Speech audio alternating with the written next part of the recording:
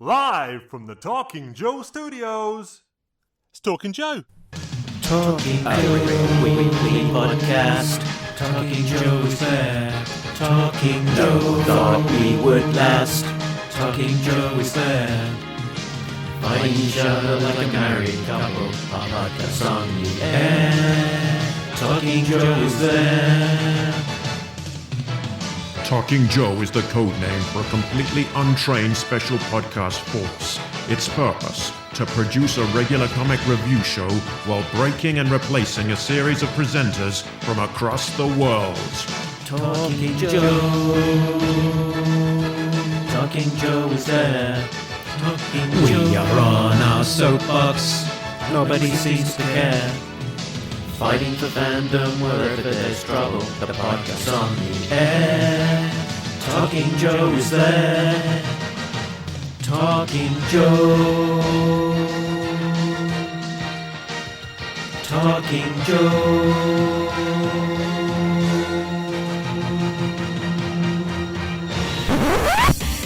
Talking Joe is on the air.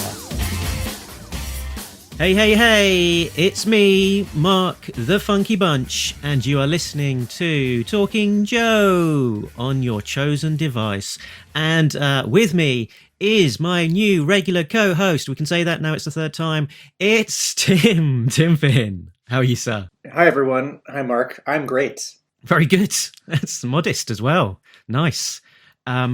And in terms of my week, I've had a bit of time off. I had the first half of the week was working really hard, so I could then take the second half of the week as a holiday because I've got a bunch of leave to use up in this corporate calendar year. And you can tell how busy I have been because I asked my friend, well, how busy I've been in the second half of the week, because I asked my friend if he could create you a theme tune. I heard this and thank you. So here it is for the listeners. It's for the man Tim Finn, who always takes his G.I. Joes with him. Yo! We'll fight for freedom wherever there's trouble. G.I. Joe is there. Everywhere you go, always take the weather, the weather. G.I. Joe! G.I. Joe is there. The weather, the weather. G.I.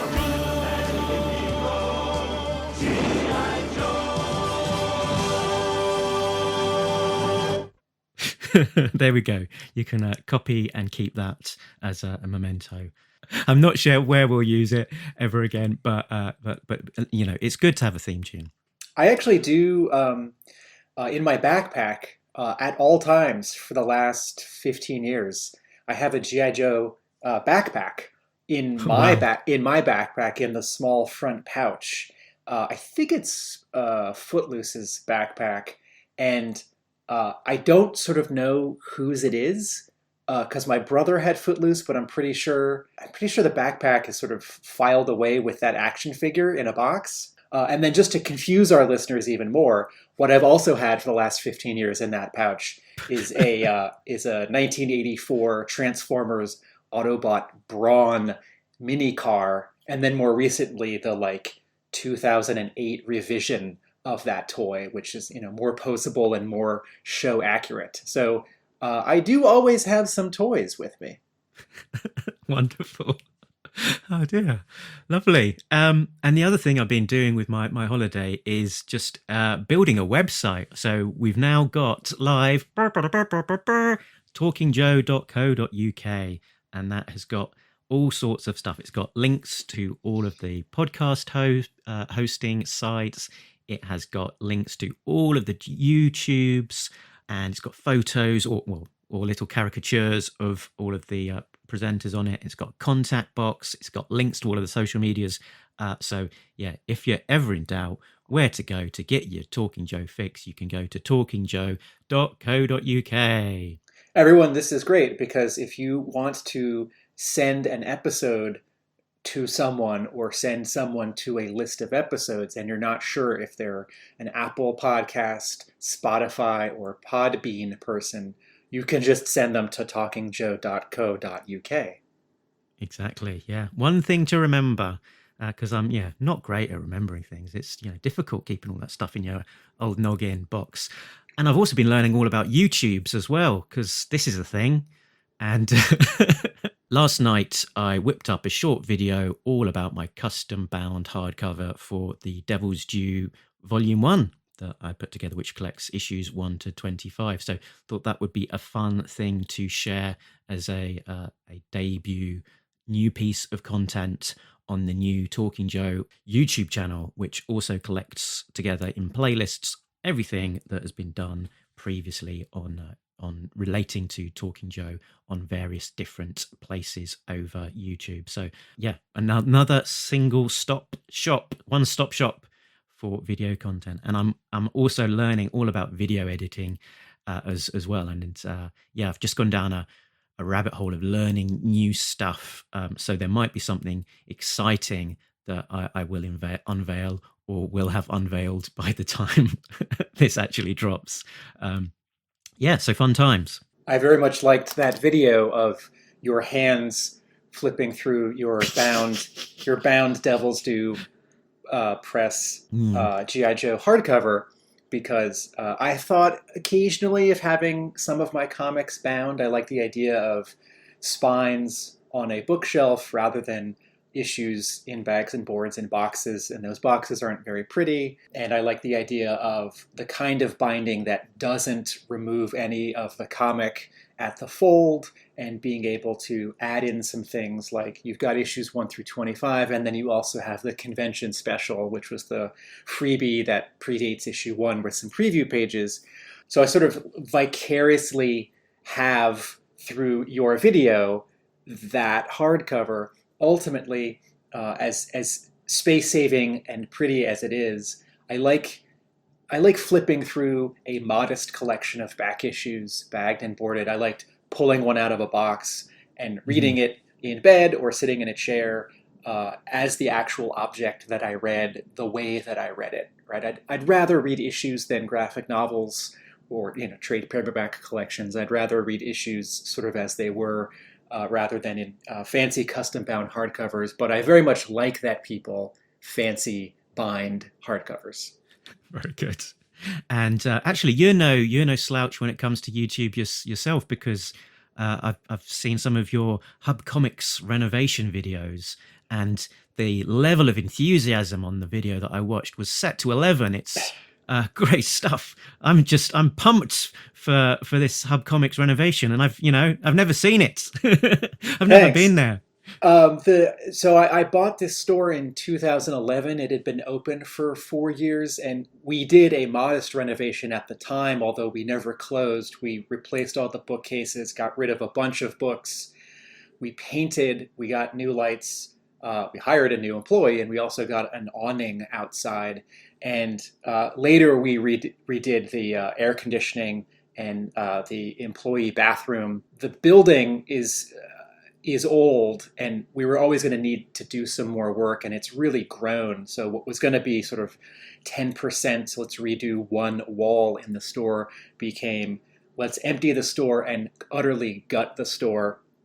In order to get the message out there to people who aren't walking by and seeing, a little poster in the window. The windows are boarded up, right? It looks bad. During COVID, right. It looks like we're not just closed, but shut down forever.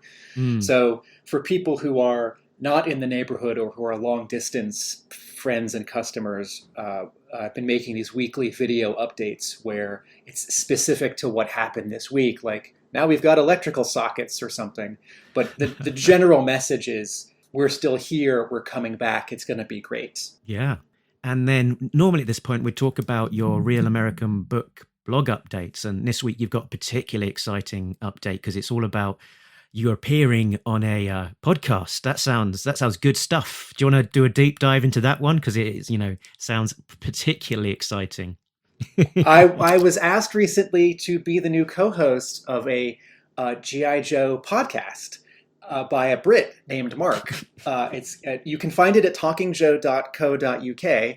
I'm recording an episode right now, and I look forward to the sort of odd experience. which I already had with my blog and Facebook and Instagram, the sort of crossover of posting a photo or a piece of information or opinion in one of those places and then either simultaneously cross-posting it to another or making a mental note like, okay, later today or in 3 months, I want to also post this a paragraph or essay or image on one of these other things, and hope that there is this critical mass of people following my announcements and coming to my blog. So hopefully that happens with the podcast as well. As I said in previous episodes, I'm looking forward to the tens of thousands of new listeners that I bring to your hit count, to our hit count. We can push on, I think, and talk about some comics. Comic talk, oh, comic talk. Larry Hammer writes them, Tim and Mark discuss them, whoa. Comic talk, oh, comic talk. Larry Hammer writes them, Tim and Mark discuss them, whoa. So, this week we are talking about issue 277 of G.I. Joe, A Real American Hero, cover dated November 2020, which I suspect might be incorrect, but let's not quibble too much about that. It was relatively recent at any rate, let's say. We're only one issue behind actually what's hit the stores, I think, because I think it's 278 has recently come out last week. So yeah, next time we will be bang up to date. So this particular issue was written by Larry Hammer, as they all were. The artist is Brian Shearer, who is normally the inker. And colours are Jay Brown, as always, letters Neil Utaki, senior editor Tom Waltz, editor Megan Brown, and research assistant Diana Davis. Let's have a look at the covers in the gallery. Let's start with cover A, shall we, Tim? So that is the cover by Brian Shearer, looking like he is covering all of the duties on that one. My suspicion is this was probably done all digitally, but hard to say for sure. But certainly the inks and colours look digital and in quite an interesting style, and it actually put me in mind somewhat of the approach that you take to colouring your pieces. That's kind of you to say so. When I saw this image previewed online a few months ago, I was simultaneously excited because the color is sketchy and you can see the brush strokes, although sort of as a digital tool, I think Shearer is using more of a digital marker tip than a brush tip. The sketchiness of it is something new for G.I. Joe, and also it's how I would want to color G.I. Joe comics if I made them professionally, and it is how I color my own G.I. Joe art. So not jealousy, but something between familiarity and I wish I did that first when I saw this, but also excitement, because sort of any time in comics that someone comes along with a style that sort of expands the language or vocabulary of comics, I think that's good for comics.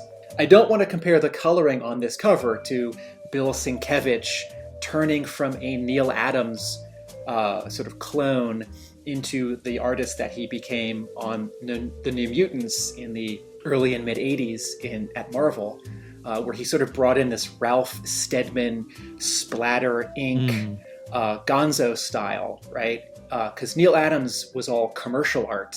And when he was making comics in the 70s over at DC, right, his sort of famous run on Batman and a couple other titles, he brought a realism to comics that comics really hadn't seen.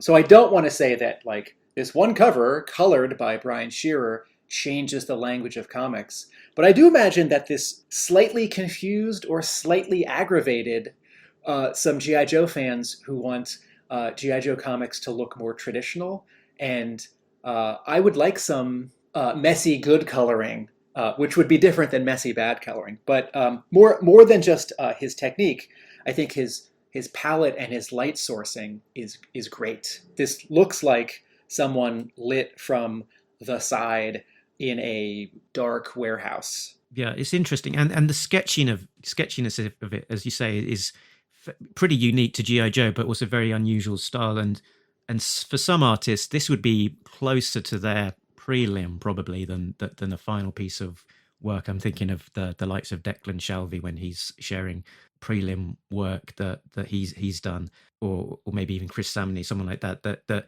they will really tighten things up in it kind of in a more traditional way as a final product. Whereas this, the sketchiness is very evident. Cool. Shall we look at cover B? So more traditional now, that we might expect as a G.I. Joe cover. S.L. Gallant, covers by Adam Guzolski.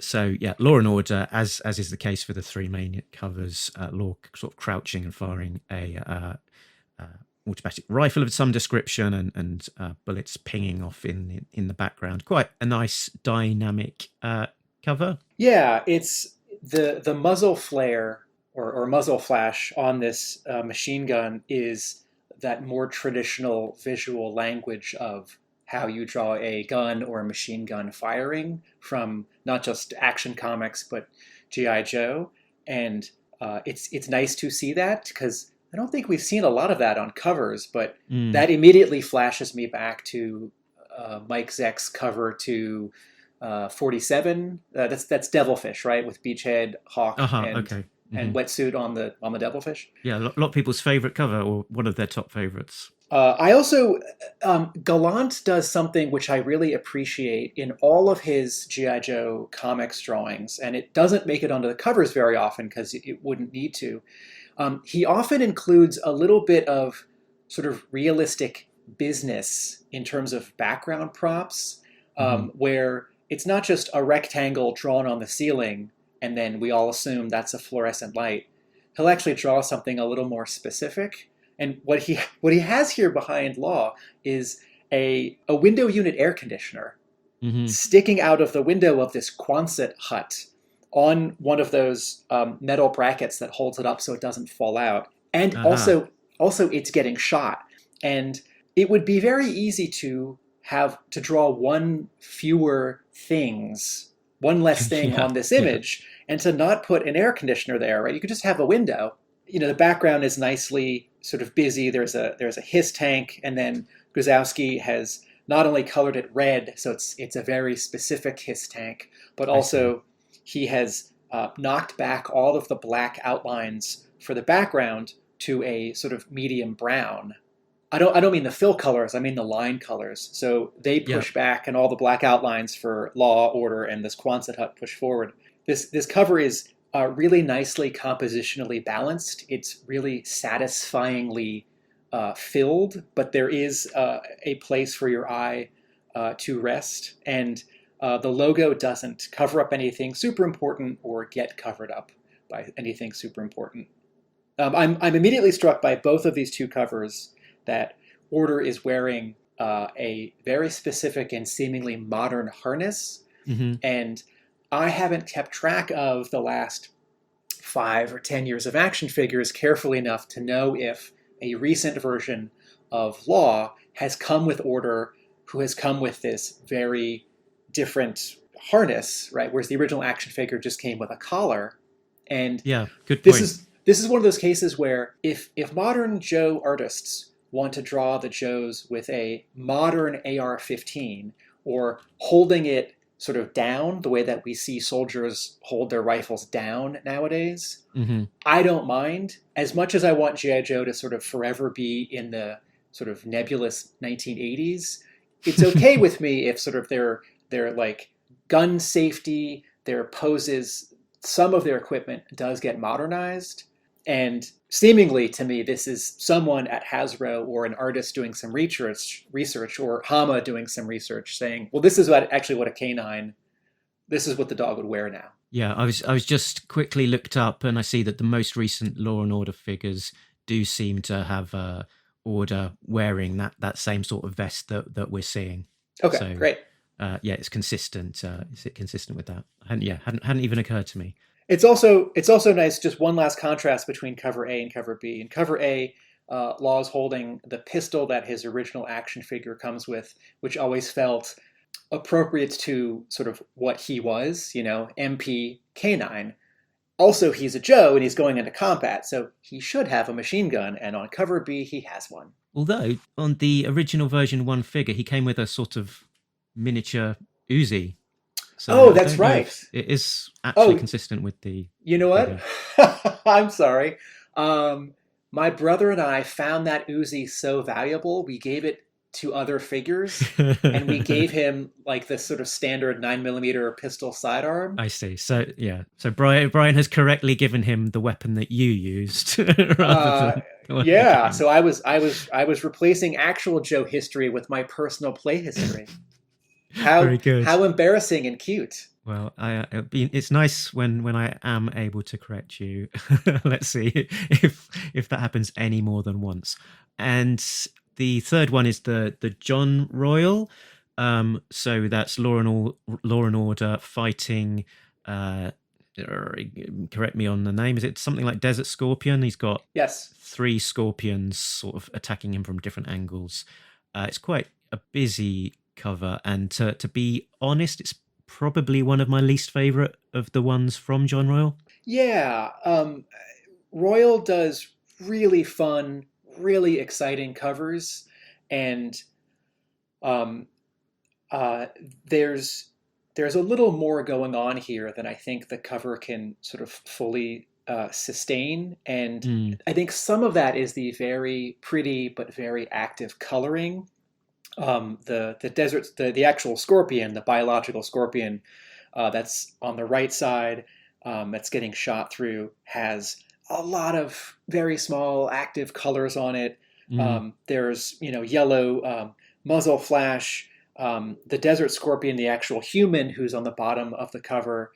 If this were an interior page, he would probably be knocked out in blue or purple, which is very much the style and coloring the last 5 years, which I think was mostly propagated by sort of the top Marvel X-Men colorist, Marte Gracia.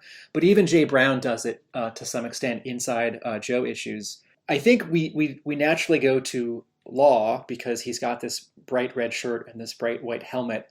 But our eye is very much thrown around this cover. His red T-shirt is very tight, which feels more... It feels more super heroic than, law enforcement army guy. Yeah. And something which I had to double check, there's a yellow missile on the top of the Desert Scorpion's backpack antenna. And I thought, that's weird. So I looked it up at 3djoes.com. And indeed, the figure came with that. And there is a missile sort of stuck on the top of his backpack accessory. I think this is one of those cases where it works in the toy. In a drawing, you could remove it because it's one thing too many. And on this cover, it's particularly one thing too many. That said, it's still really exciting to have a super busy, super exciting cover. And John Royal has a lot of leeway from me to go overboard because I think he can almost always pull it off. Yeah, I agree. And then we had actually 2 more John Royal variants, though. So these were Black Flag Comics, a set of Baroness and Scarlet. Can you guess how much it was online to buy these 2 issues as a set? $20? More. Oh, I'm not going to guess anymore because it just makes me sad. $85 for these 2 comics. Wow. So Scarlet, lifting some weights there, taking a selfie by the looks of things, and the Baroness also there in a Cobra logo adorned gym of some description. Again, probably taking a selfie photo, as both of these characters are famous for. Broken record alert. I don't love G.I. Joe covers that lean towards sexy for sexiness's sake. And this does feel out of character for Scarlet and the Baroness. I don't see them sort of standing randomly in a gym in a like babe pose while working out, and then also taking pictures of themselves with cameras. So, if you like this image, if you bought this comic, if Black Flag Comics is making a lot of money off this, more power to all of you. I don't think this fits the brand. Let's leave it there. Okay, let's actually find out what happened in the issue in the plot breakdown. In a flashback story set during the Cobra invasion of the pit in issue 200, Law and Order are in the lower levels of the pit, looking for stray cobras. In an auxiliary space between the floors, they track a crew of Toxo, Knight, and Techno Vipers who are setting up a nerve gas bomb. Law and Order are able to eliminate the Vipers and save the pit from being contaminated. So, short but sweet, another one and done. What struck you about this one? Should we start with the art? Yeah. So this is the second issue that Brian Shearer has both penciled and inked. And he has this more simple and very slightly cartooned style that reminds me of Phil Hester, who drew a lot of Green Arrow he did some of the Kevin Smith run at DC. And then a little bit Rick Burchett, who's drawn both some regular Batman and some animated Batman. Shearer simplifies. He doesn't hatch and crosshatch for detail. He lets, a pair of pants just be an open field of color minus 2 or 3 or 4 sort of ink swashes where there would be a fold in the cloth where there's going to be a shadow. And it's different for G.I. Joe. I really like it because it forces us to focus on story and acting and choreography, and we can't get into the weeds of details like, oh, this gun is so cool, or oh, all these background little bits and grooves and screws and dots are cool, because he doesn't draw them. But his storytelling is great, his acting is great, facial expressions, poses. As with the self-contained Duke flashback issue he did 2 years back, I would very much be happy if Shearer was not just an anchor on this book, but also a penciler. Yeah, on the strength of the issues that he's done, I think not many people would have too many objections about seeing more from him. It's it's a sort of simplified way of drawing, but good storytelling. He does lean into to some a bit more cartooning in a couple of circumstances. There was one that jumped out for me, which was at the top of page 2, where Order is growling at Timber, the wolf, in the shadows, and he's got a proper cartoon dog kind of growl going on. I also I like this issue because they're in the pit. We get some cameos of bits of a couple Joe vehicles, because they're just they're all parked, right? So there's a vamp, and there's I guess the mobile personnel. Yeah, I think I can see the Ore Striker maybe as well. Yeah, on page 1, on panel 1, the front of it looks like the All Striker. It's colored sort of grayish, but it's fun. What I like about this issue overall is that it's a different kind of issue. We very rarely get an issue that's just one character, sort of doing everything by themselves, and 3 other Joes show up on page 3, right? Snake Eyes, Scarlet, and Falcon, and this is actual Snake Eyes. This is original Snake Eyes. And they don't come back. A comment that I made in a previous episode where, recently comics went from relatively recently, from 22 pages to 20 pages. I was certain that these 3 Joes would show up at the end just for 1 page, and surprisingly they don't. Mm-hmm. This is also not just a G.I. Joe issue unlike many. This is a comic unlike many in that, if you're reading most series nowadays, you're not getting a self-contained story. You're not getting an issue that takes place during a previous story. And if you are getting a story that takes place during another story, it's probably like an X-Men miniseries or an Avengers miniseries that explains some character transformation from the 1970s. It's like, what were Hawkeye and this dead Avenger doing in the background during this famous story in 1979? Here's a 6-issue miniseries.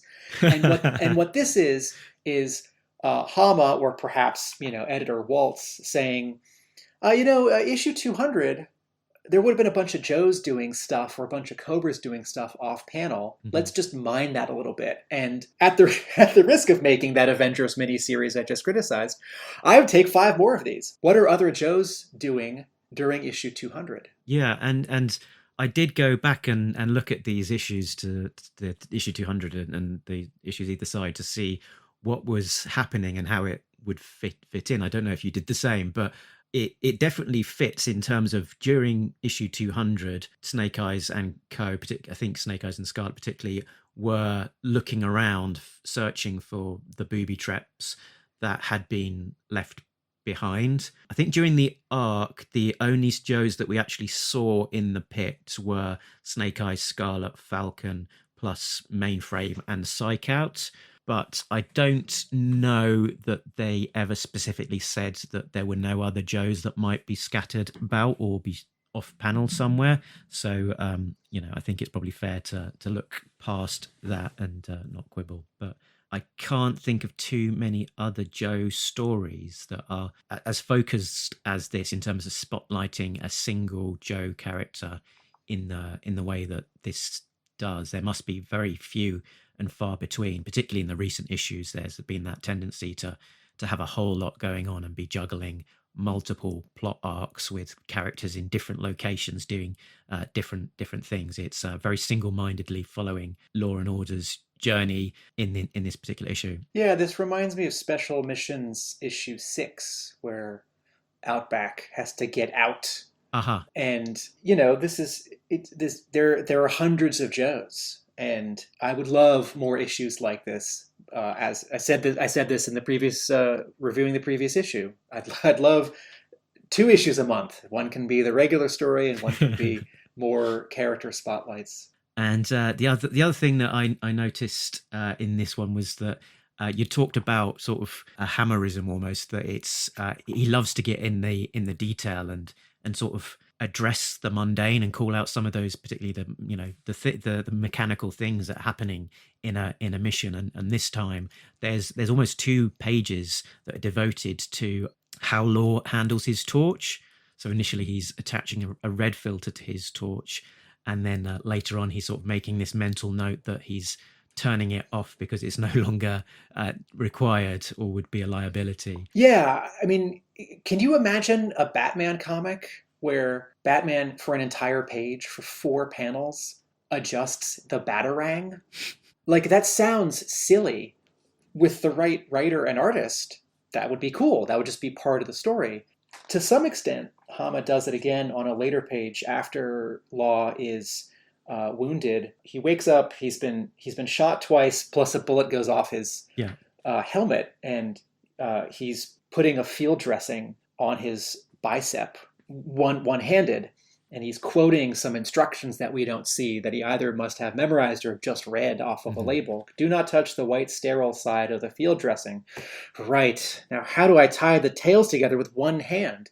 Right? This little bit of business where how do you fix yourself when there's no other person with a second pair of hands? That feels very much like something that I don't mean like a soldier got shot. That only happens in G.I. Joe comics.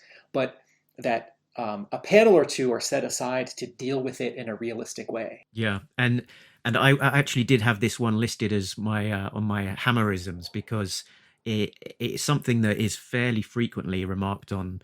I say fairly frequently, probably like every 5 years or something, by Hammer, in terms of the difficulty that a wounded soldier has in terms of applying a field dressing to themselves. And I think the one that particularly comes to mind is Ripcord on Cobra Island, when he's been in that battle with Zartan. Unless I'm completely misremembering, there is a sequence where he's sort of applying the field dressing and sort of griping about how difficult it is to do it one-handed. And the larger point here is not so much that Hama has, 3 or 4 times or 2 or 3 times had a soldier have to deal with this by themselves. It's that soldiers have to deal with this. Yeah. And, even though Joes probably aren't going to die, a few have been wounded in the last 100 issues. This is not a fair comparison, but, in TV and movies, when characters get shot, It's like how many seconds before someone else says it's just a flesh wound, right? Or like the movie with Nicolas Cage, Con Air, where he's walking at the end and just a bullet goes through his arm and he just keeps walking. And that was not directed by Michael Bay, but in that sort of action, silly Michael Bay way, it's like, yeah, keep walking, Nicolas Cage. Bullets don't stop you. It's like, well, also in terms of a thing that Hama does in terms of keeping track of equipment, right? This sort of this bit of physical business on the page after he dresses his field wound. Law takes 2 panels to take stock of his weapons. That his shotgun is out of commission, and then there's this panel of him holding and cocking his sidearm pistol, and he, over 4 word balloons, sort of tells us how much he has left to do with it and how much it has. Still have my issue pistol and 2 extra mags. What did that old armorer tell me back in the day when I asked for extra mags for my sidearm? Quote, "Slick, if you have to fire more than 1 round through that thing, you're in more trouble than you can get out of by yourself." True that, right? That's a really satisfying bit of dialogue, which speaks to, I don't ever need to see a flashback to that scene where some generic armorer is handing over a box or a magazine to Law, but that he takes a moment out to say it. And, it's comics, right? Like, in real life, you'd think that. And in comics nowadays, that would be a narration box, right? But in more old-fashioned comics, a character is just going to talk to themselves with a word balloon. But also, he's not talking to himself. He's talking to his dog. So Yes. He's got an excuse, hasn't he? Yes, thank you. Good point. One of the points, the thing that struck me actually from page 1, because page 1, panel 1, Law isn't just talking for the audience's benefit. He is actually talking to order. And the first thing I thought is, Hama is a pet owner. Okay. Like, Hama has a dog. In the past, Hama has had a dog. And I don't know, if how much he's putting that into any of the relationships that Joes have with their pets. And, except for Timber, the pets in the G.I. Joe comics don't have a lot to do, right? Like, Polly's much more of a personality on the animated TV show. If you're a pet owner, I'm saying this as a pet owner. I talk to my cats all the time. Yeah, and I think there's a lot of affection there for Junkyard over the course of the original run there.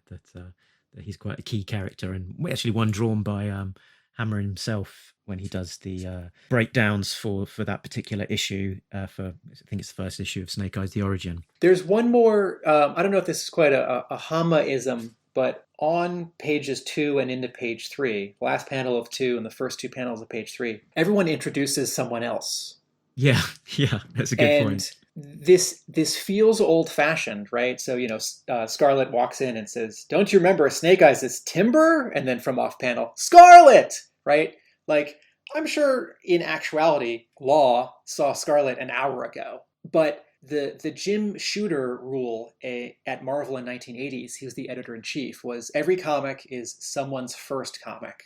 And so every character has to get named, and every sort of power set, if we're talking like X-Men, has to get introduced, which is why, like, in every issue, of X-Men, Wolverine, like, says what he does. It's like, well, with my unbreakable skeleton and razor sharp adamantium claws that can cut through anything. And, when you read it all at once, a big stack or collected in a book, it sticks out. But that's fine with me. Like, this issue, there are lapsed Joe fans or lapsed readers coming back to this comic. And yes, iconically, people know who Scarlet and Snake Eyes are. But, you look at Falcon on the right there and you might think, which of the 8 Joes in basic green fatigues is this? So as a sort of comics 101 thing, I don't mind. Yeah. And it's this one skipped me by, but it's definitely a Hammerism in terms of that style of making sure that characters get a name check from another character on the page that they're introduced, and in those sequences, particularly where they're about to jump out of a plane, where they're sort of saying that their buddy in front of them, that their gear's all tight and they're ready to jump. Those sort of stick out a little bit more, where it is just one person saying the name of the person in front of them. But so for some reason, I think they're very satisfying sequences when they do that. Was there anything else that you wanted to call out before we move into spotting or the little details in I Spy? No, let's do I Spy. I spy with my little eye.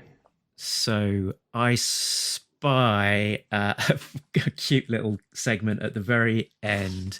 So just as Order is laying down, and Law thinks that he might have died, and he says goodbye, bud, and on that little panel there, he's got his tongue out and giving a little quiet slurp, Law, to Order. It's quite subtle, but quite humorous. I don't think I quite caught that when I read it. I think on the final page, I'm sort of rushing to get to the final panel, and also seeing the preview for the next issue on the next page. Yeah, it's a reciprocated slurp from Order on the very final panel. I Spy on page 5 a giant ventilation fan, and Law takes a whole panel to call it out. Now that is one big ventilation fan. Good thing it's switched off, huh? Yeah.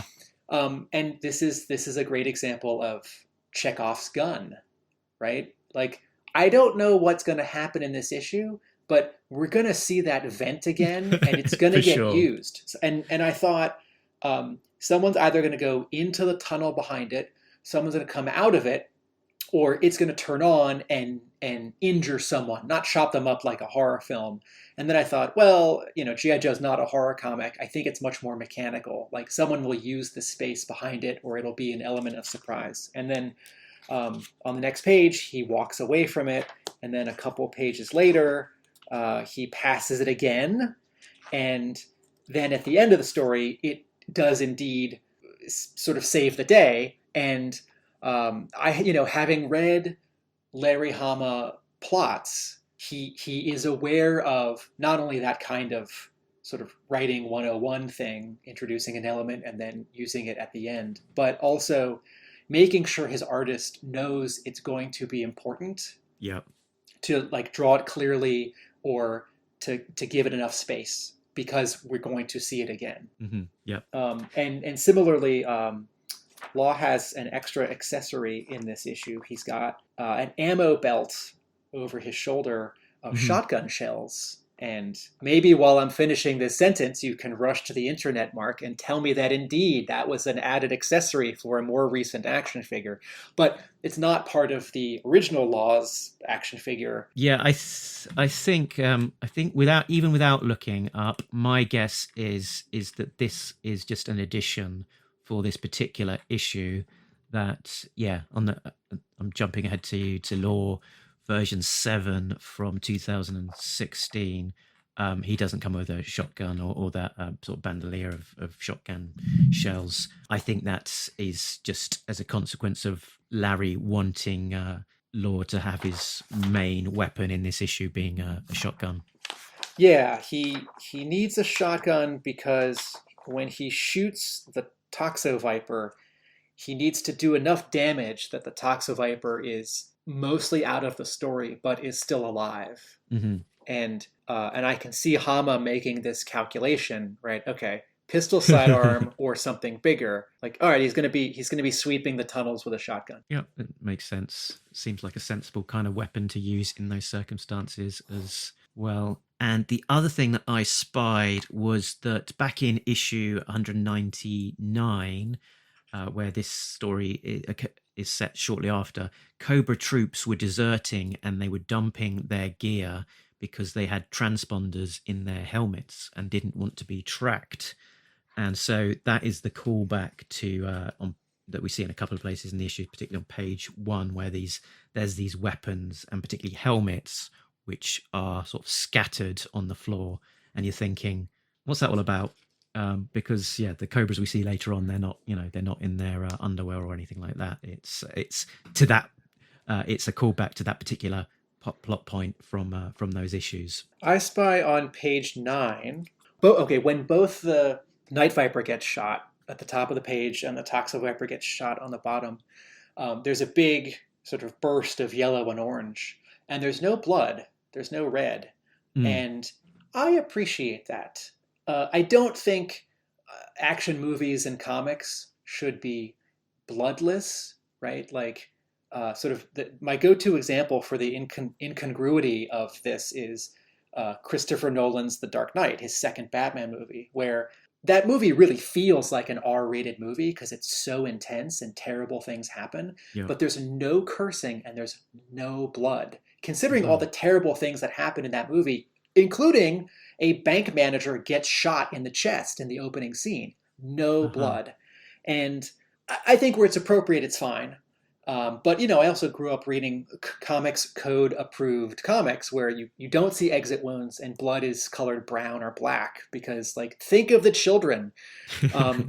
I do think that, G.I. Joe is action. And I guess there's red on the next page where Law gets shot in the arm. But as a contrast to some of the sword slashing ninja action in Netho Diaz's like issue 250, and also the miniseries he drew, Silent Option, which had a mature reader's label on it. Those comics had a lot of blood. And yes, the G.I. Joe audience has gotten older and sort of we can handle it. But I think at its core, G.I. Joe wants to be, PG, not so much PG-13. So I appreciated that Shearer is keeping that kind of blasting modest. Okay, cool. And was that anything else for I Spying? Can a German Shepherd drag a 175-pound man like 30 feet on the floor? Well, it's a good question, and maybe we can ponder it as we move on to Error Detected. Error detected. Error detected. No prize incoming. The answer is yes, if you're a particularly good dog. Right. Let's okay, move so, on. It's not real life. It's a comic book, and certainly I want these two main characters to get out of this danger alive and well. So I'll give some leeway there. The error that I spotted was, and I wonder how many if you spotted either of these errors. Actually, let's move it over to you. Did you spot any other errors? This isn't an error so much as one of my design gripes. On page 1, 2, 3, 4, 5, 6, 7, there's some word balloon placement that is unsatisfying. The establishing shot where we see what Law sees, these 4 Vipers are planting this bomb, and we can see where they're standing in relation to each other. I think the combination of Brian Shearer not putting a lot of headroom on this panel, Hama writing a lot of dialogue for this panel, and letterer Iwatake placing the balloons where they did. 2 of the balloons are sort of stamped down on people's feet where they're standing, which is, I think generally, I'm not a professional letterer, but I think that's generally a no-no. Yeah, the way that Larry writes, often the illustrators have got no idea about the dialogue that was going to have to fit in the page and who's going to be talking first and when. But I guess because the Techno Viper is the person speaking second, the dialogue should be down and to the right of the first speaker. So there's only really one place to that it can be put without then causing the difficulty of the second person speaking and the dialogue starting to the left of the first speaker, if that makes sense. So yeah, I get what you mean. It's unsatisfying. It's breaking unwritten lettering rules, isn't it? That you're covering up key parts of the illustration. But Jay Brown colors a green glow for this scene, and for the atmosphere, I like it. But for the physicality of it, I don't understand it. Yeah, like, I'm on that page. Yeah, on the previous page, right? Law's shining his red flashlight, and everything in front of him is red. Also, everything behind him is red, which I don't understand, but close enough, right? Yeah. Law says some sort of glow, and we see in the distance this green glow, and then on the next panel we see like a green illumination, and then this establishing panel with these 4 Vipers planning this bomb. The walls and the ground are sort of greenish, but there is no light source. There's a tiny light on the top of the panel which just sort of looks yellow, but there's sort of an invisible green light source for this scene, which, again, emotionally it works, physically it doesn't. It's the green light that's by the Toxoviper's feet. That's Oh, right, that we can't see because it's covered by a wiggler. Yeah. It would make sense, actually. The placement of it even was maybe not too far off. I did spot a couple of bigger errors. So here we go. The first one is that Law refers to himself as Kurt Bazigian, or Mrs. Bazigian's son. And as I'm sure all Joe fans know, the Bazigian was the longtime product manager for Hasbro, and the physical appearance of Law was based on him. But his file card name was Christopher M. Levine, not Kurt Bazigian, which I'm guessing is Larry forgetting that Law was based on him. His file card name was not Kirk's. I would point to the various editors who are checking this as it gets made to make sure that facts stay straight and continuity is clean. I don't really mind.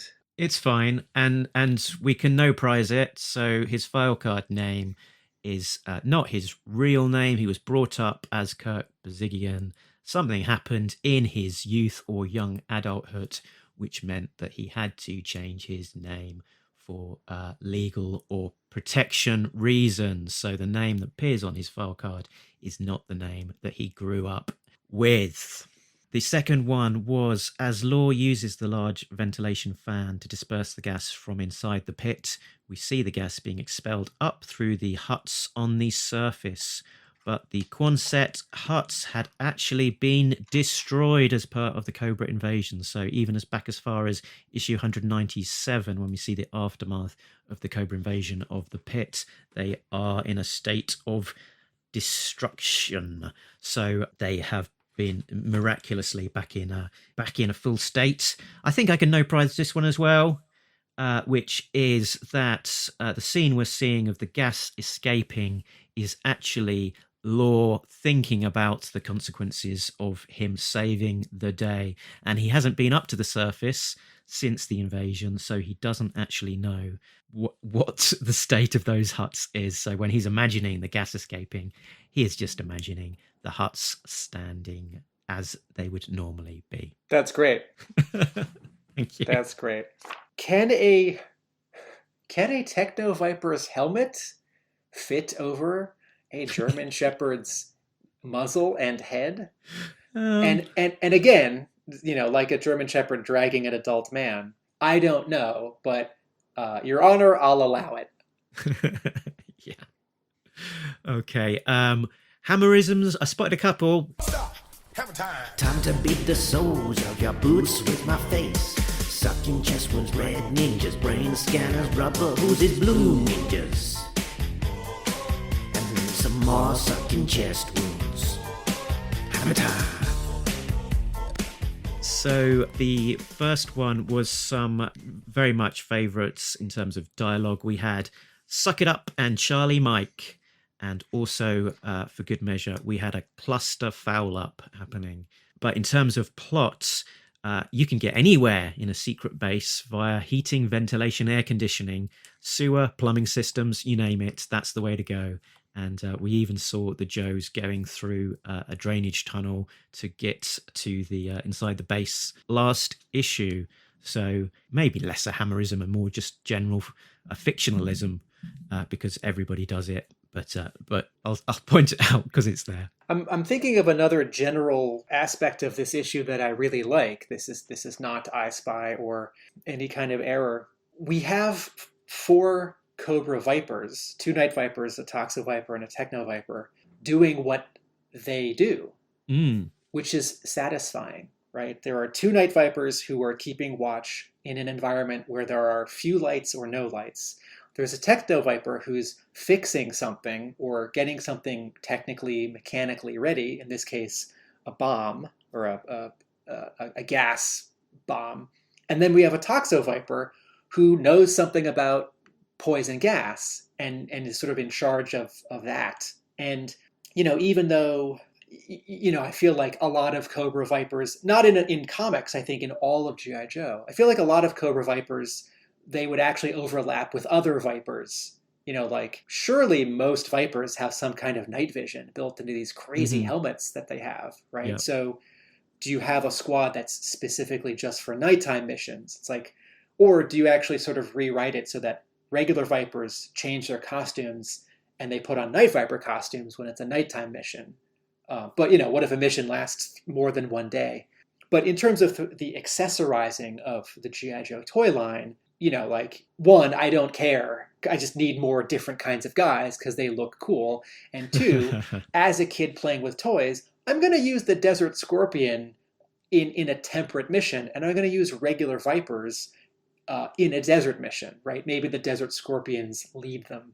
Yeah. So it's great when these comics can find a little way to spotlight that in the way that, Law is doing something that Order can help him do. Order can sniff out bad guys. And this issue would run differently if it was a different Joe. This issue would run differently if it was different Cobras. Good points. Nice to see. Yeah, I mean, there's been a lot of use of, for example, Frag Vipers over recent issues, but sort of interchangeable with really any other sort of Viper most of the time. So it is good to see them leaning into those specializations and actually having the specific Vipers serve their intended specific purpose. Satisfying. Quote of the week, quote of the week, quote of the week, quote of the week, quote of the week, quote of the week, quote of the week. In terms of favourite live dialogues, you already said it. It was Law's old armourer who told him that, Slick, if you have to fire one more round through that thing, then you're in more trouble than you can get out by yourself. True that. Did you have a favourite line of dialogue? Yeah, 2 pages later, Law is wobbly.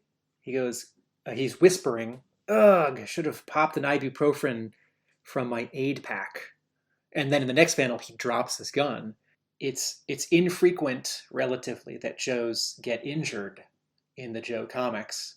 The stakes here are higher because this isn't 5 Joes on a team or a squad doing this mission. This is 1. So if Law can't continue the mission, right, we're all in trouble.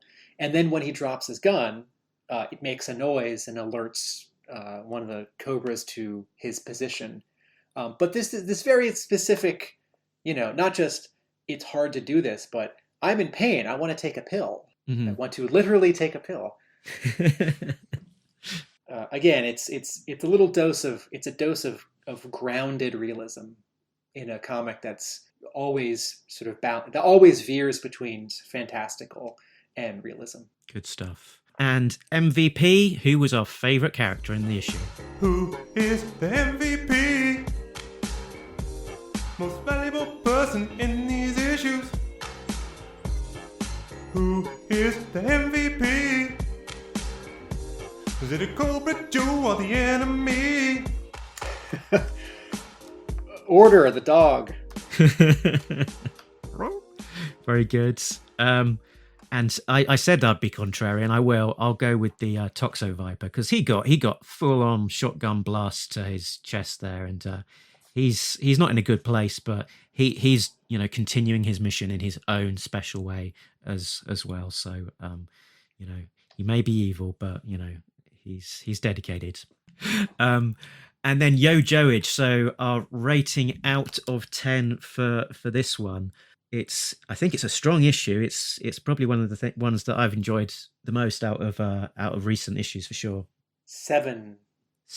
Yeah, I'll go 7.5 on this, just purely because I tend to rate higher generally, I think. Part of my scale, oftentimes when I'm reading a comic, crossing through my mind is, could I give this comic to a non-comic reader, or could I give this G.I. Joe comic to a non G.I. Joe comic reader. And this issue particularly, the answer is yes. It's not so embedded in continuity, or it's not so hung up on sort of the tropes of G.I. Joe and Cobra that I think it would turn off someone who's not necessarily a big fan, you know? Like I know that some of the licensed Buffy the Vampire Slayer comics are really good, and I also know that some of them are only okay. But sorry, Buffy fans, I'm never going to read a Buffy comic, right? And you could tell me like, no, this one, even if you've never seen the show, it's just a good comic, and I'd say no, thank you. So I unfairly, I pretend I'm on the flip side of that, and I can get through to this non-G.I. Joe fan with just the right issue, and this would be in the pile that I might try out. Very good. Let's talk toys. Mark talks about toys, ho ho. He talks about G.I. Joe. He talks about all the toys from the comic book and the animated show. Mark talks about toys. Mark talks about toys. So who did you select to talk about this time, Tim? There's an action figure who he's a military police canine, and he comes packaged with a little German Shepherd, and his codename is Law. Wow, okay. Intriguing. Tell us more. Well, Law, he has this giant white helmet. I think I've heard of him. Is his code name, is his file name Kurt Bazigian? Is that right? I think he's technically got a different. I think he's technically Christopher Levine, but famously, the Law action figure is, as you said, sculpted in the resemblance of Hasbro. I think in '87, Kirk Bazigian had been moved off of the G.I. Joe brand, but a year later he came back. So he had been one of the marketers, and then later on he's the head of marketing for boys' toys. And this is one of those figures which, as a kid, I think my brother and I knew that this was kind of someone, even though we didn't have a sense that some G.I. Joe figures were sculpted in the likeness of real people and others weren't. We weren't thinking that far into it. But clearly this guy had a specificity to his head and his expression that a lot of other figures didn't. I always liked, there's a great detail on the back of the figure where he has a pair of handcuffs hanging from his belt, and it's painted silver. And he has a zipper on his blue vest. His vest is unzipped, so you can see his red shirt beneath. And there's just a nice extra bit of sculpting, both on that zipper and also on the trim of the vest, where without it being a secondary piece that you put on separately, as happens now with action figures, right? You just get a guy with a red shirt and then you'd put on the vest, right? Here the vest is just a molded part of his torso. But it very much feels like a separate thing that is bigger on top of him. Yeah. It's got that added dimensions, and you can see it on his arms coming, as they come out, that they're on a different layer to his vest, really, aren't they? He's got a nightstick, and my brother and I must have either lost that fast, or we kept our Joes in these 2 white plastic buckets, and that must have been at the bottom of the bucket and stayed there, because that looks pretty unfamiliar to me. We certainly didn't use it in any of our games. Yeah, and his speciality, it's a bit strange, isn't it? Because military police is all about going after the military when they've been behaving badly, right? Particularly around barracks and so on. Yeah, or sort of guards at a military base. Yeah, that's a good point. He's intelligence. Is Scarlet intelligence? I believe so, yeah. Yeah, intelligence. I mean, last week we were talking about the first issue of the Devil's Due run from 2000, and Duke in that story has sort of stepped away from his yellow and green costume, and he's just wearing a black suit, and he seems to be some kind of like CIA spook, which is to say intelligence, which is to say spy. If I'm using spy as a too blunt umbrella term here. But I think there are a lot of surprising combinations of primary and secondary specialty in the G.I. Joe dossiers where in order to create more story potential for the comics, right, Larry Hama, in writing most of the dossiers, is throwing in some fun curveballs. But also, I don't know anything about intelligence in government or the MPs. And so it's possible that in ignorance, maybe there is a lot of crossover there.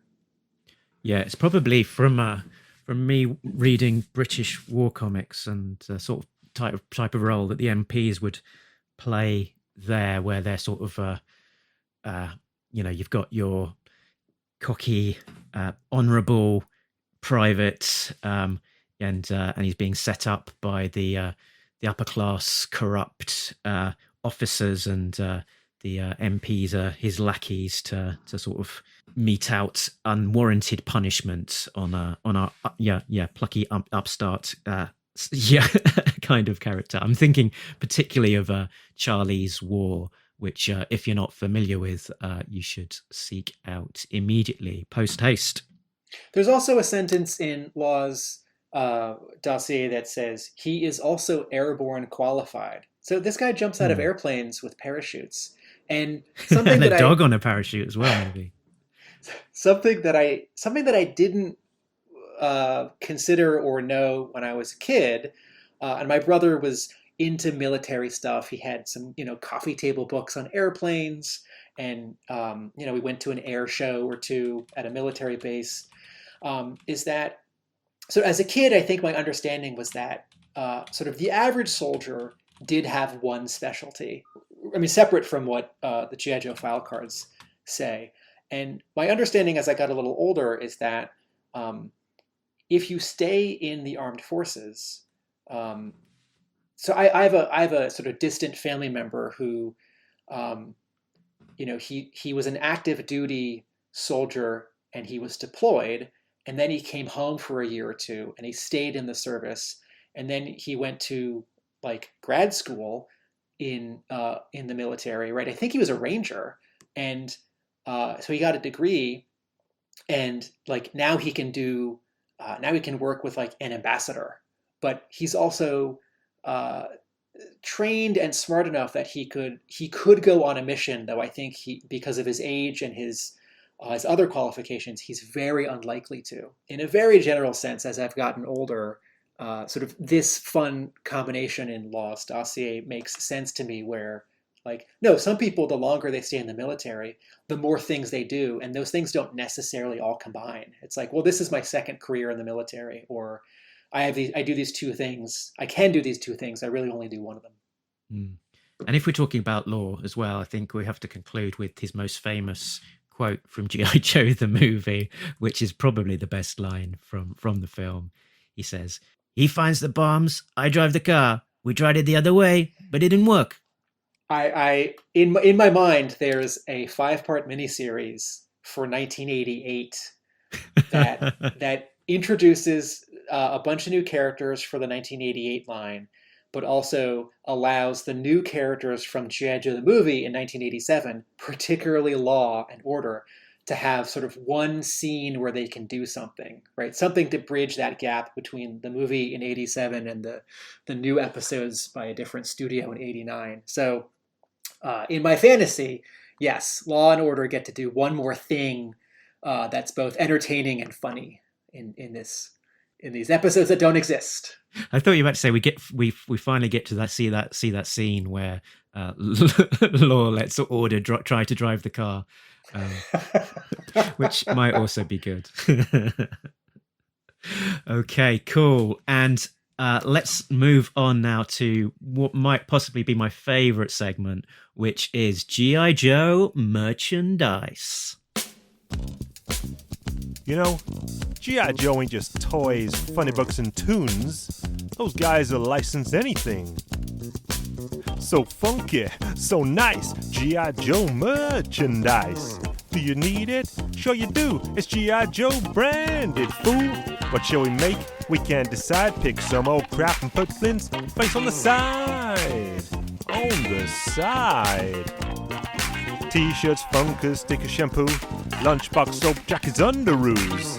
Yeah, that's right, I said underoos.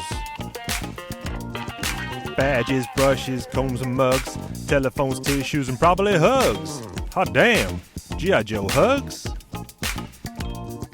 Radios, candy, tents, tattoos, with a G.I. Joe logo they just can't lose. Door knocker, doorbell, even doormat, they're probably brand your dog and your cat. So funky, so nice, it's G.I. Joe merchandise. Do you need it? Sure you do, it's G.I. Joe branded, fool. What shall we make? We can't decide. Pick some old crap and put Flint's face on the side. It's G.I. Joe merchandise. So I am shaking. I'm shaking a Out of small, excitement. I'm not physically shaking myself. With my Okay. arms, I'm manipulating an object back and forth. This is a small board game from 1986 called G.I. Joe: Live the Adventure. It's made by Milton Bradley. By then, Milton Bradley had been bought by Hasbro, and so this makes sense from a licensing standpoint. Battle of the Cobras and sorry? So it's from ages 6 to 10. Yes. So are you legally allowed to own this? Legally, yes. Legally allowed to own it, yes. Play, no. Okay, I see. Battle the Cobras and be the first to win 6 badges of honor. Oof. So if you are used to a standard Sorry or Parcheesi or Monopoly box from the 1980s, this is both less wide and less long. It's a small board game box. And notably, there's a cheapness to it because there isn't. So those other games, they're shrink wrapped. You take off the plastic and you pull the lid off. With this game, there's the printing on the box lid, right? The color image, which is a blow up of Hector Garrido's gorgeous 1986 catalog painting where the Joes are heading around a corner. There's a kid with a stick, roadblocks swinging in, and there's some cobras up on a ravine in the distance.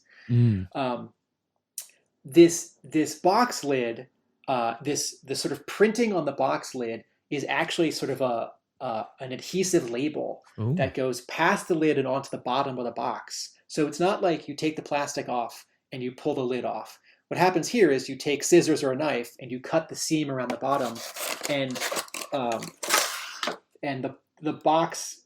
Sorry, it's just very thin. It's more like paper. It's more paperboard like a box of cereal, and less cardboard like a game. Anyway, so the instructions are printed on the inside of the lid. The board opens up, and again, it's smaller than, say, standard Monopoly, but it does have the normal heft of such a board, and it's got a laminate cover. It's somewhat red. There's a giant orange circle on it, so your pieces move around in a circle, and the 86 Hawk package painting gets the sort of center spot with a big G.I. Joe logo. Today, opening it, this is the second time I've ever opened this box. Oh, wow. And I'll tell you a funny story about how I got it. The only other thing in this box is another paperboard sort of template, and perforated are various paperboard orange tokens and sort of medals of honor, and then there's a sort of a falcon stand-up card, and then hit the dirt card, a shoot high card, a shoot low card, and a jump up card. And then it's got a little piece of plastic so you can keep your falcon figure, quote, standing up, and a red 6-sided die. In 1996, my friend Nick and I, he's a producer writer in New York, but he's also editing my book. We were at the beach in Ocean City, Maryland, which is a place where my family had gone for 20 years every summer. And we stayed at a motel. Next to it was a beach shop with bathing suits and paperback novels and lawn chairs and flip-flops and candy and some toys, like beach toys, like sandcastle molds, like plastic toy cars. And we'd go there every year just sort of see what they have and get a little candy. But it wasn't really a shop for us. It was a shop for families. You need like sunscreen or sunglasses. And the shop very much felt like the 1950s or 60s, right? This part of Ocean City was not untouched from the 50s, but hadn't been developed much. And in the toy section was this board game. This is 1996, was this 1986 G.I. Joe board game. And they had at least 2 of them. And there were a couple other sort of toy adjacent things which had just been sitting there for 10 or 13 years. And we were tickled by this because in 96, I was basically no longer buying G.I. Joe as a kid to play with toys, but I was transitioning to keeping some of the figures in the package. I was becoming a toy collector. And where I occasionally saw sort of mint in package or mint things like coloring books, I'd now been to 2 or 3 of the Transformers conventions, and it's not just toys, it's the accessories. I would buy some of this stuff because it was fun and nostalgic and in this case, cheesy, right? This is not an amazing board game. There's not a lot to do. And in terms of the like tangible sort of accessorizing of it, like in Monopoly, you have houses and hotels and property cards and money. And in this, not so much. Yeah, not even like little tin figures. Yes, no plastic figurines, no metal figurines. Big disappointment, right? My general rule for board games is I don't want to play with little pieces of paper. I want to play with little pieces of plastic. The price tag on this is $4.99 to give you a sense of it. So we got back to the motel and we opened it and we're just immediately disappointed. But we knew going in, based on sort of the trappings, right? So the bottom of the box is just brown paperboard. It's not, the bottom isn't laminated with a photo of the game board and like 3 kids around it playing. There's no artwork or painting or text on the bottom of the box. It's just brown. So I opened it that one time then, and I opened it a second time just now. I'm really glad I own it. I do want to play it, and I showed it to my wife before I sat down at the microphone this morning, and she's interested. But for those of you who are sad that 10 years later, I opened up a mint sealed G.I. Joe thing and that it's not mint anymore, don't worry, I bought 2. Wow, thinking ahead. Do you think are these collectible? Do these have quite a eBay price tag to them nowadays? It didn't occur to me until you finished that sentence to check. This is so much of my collection is fun things I've gotten along the way that I'm not desperate to sell, and so I sort of forget that I could. Yeah. And yes, that I have a second one, I guess means I could sell one, and I don't really know what I'm doing with the mint sealed one. It's not like I'm going to give that to some nephew or neighbor. Now you can experience the joy of playing a brand new G.I. Joe board game for the first time. And live the adventure, to be more pointed. I'm guessing our listeners right now are thinking, why aren't they checking eBay? So let's go. Yeah, I'll tell you a story of something very surprising that happened to me just this week. I noticed a guy on Instagram that I follow on the Talking Joe account.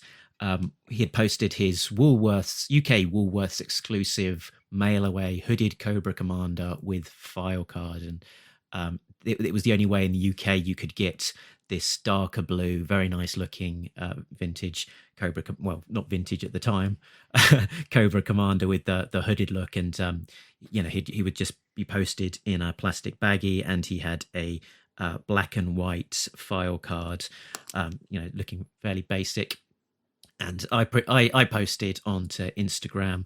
Oh, well, funny enough, I've got this. It's an A5 sized flyer which was the thing that was promoting the figure, and it had all of the blurb about just save up some till receipts, cut off the panel at the bottom, and you can post it in and get back your Cobra Commander.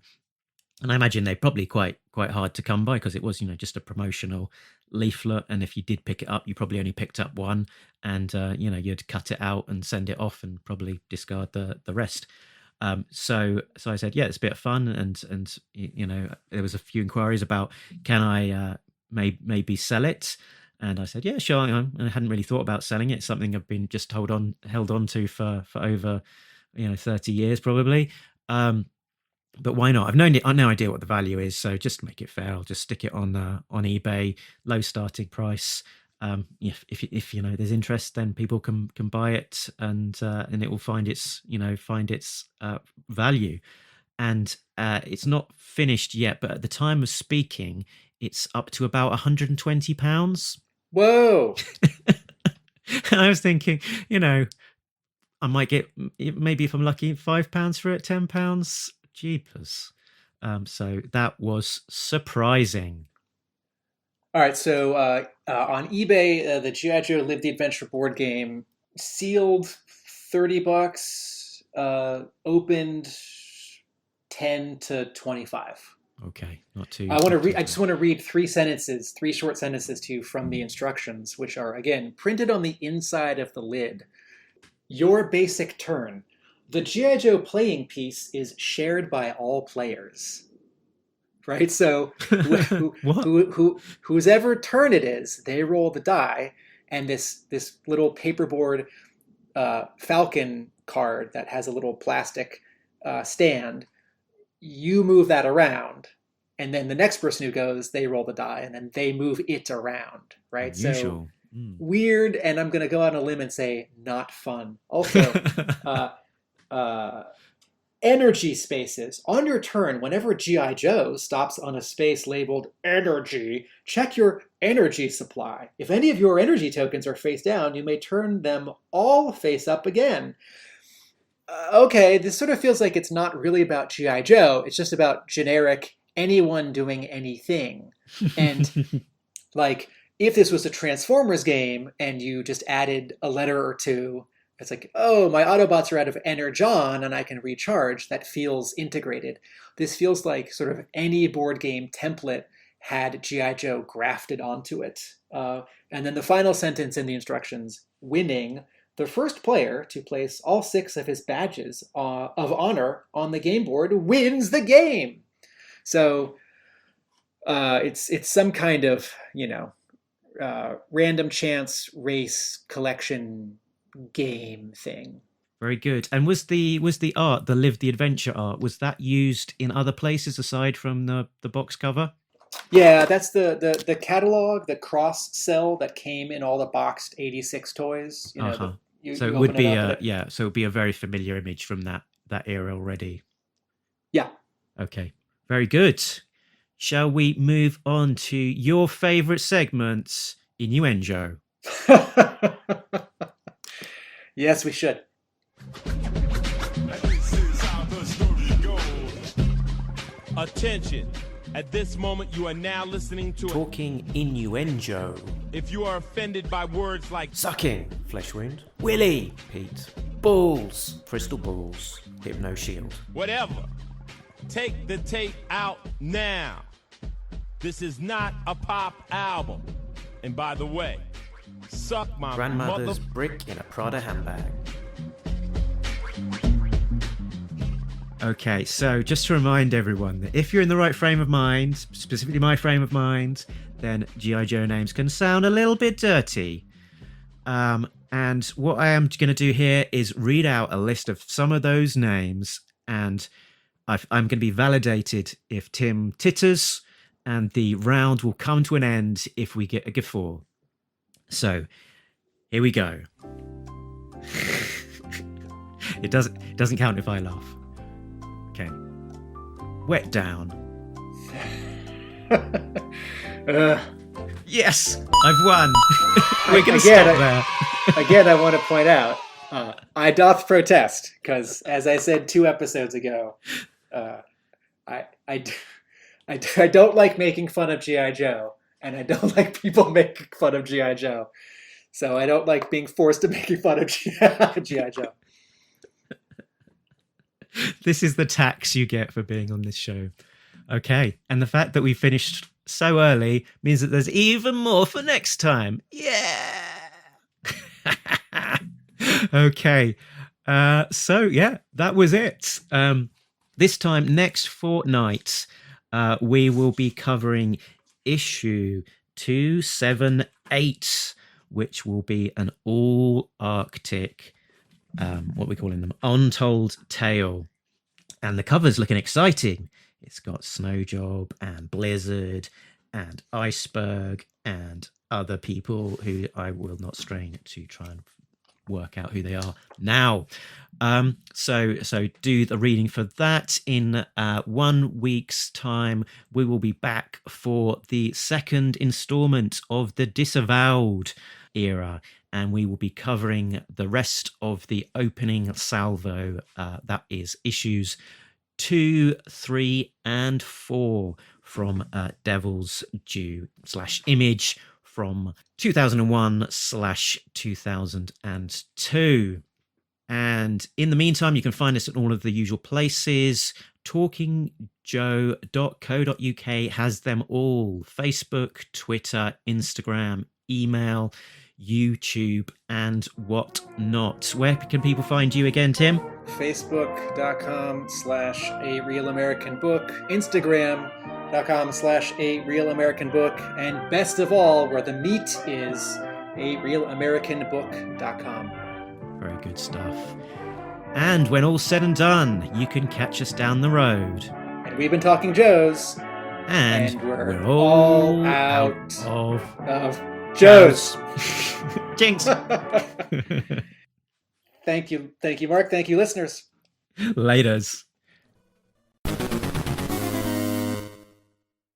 And while we were doing all of that talking, I noticed, and you might want to flick to this, in the very middle of issue 277, right by the staples on the left-hand side, there is a Toxo Viper lying on the ground.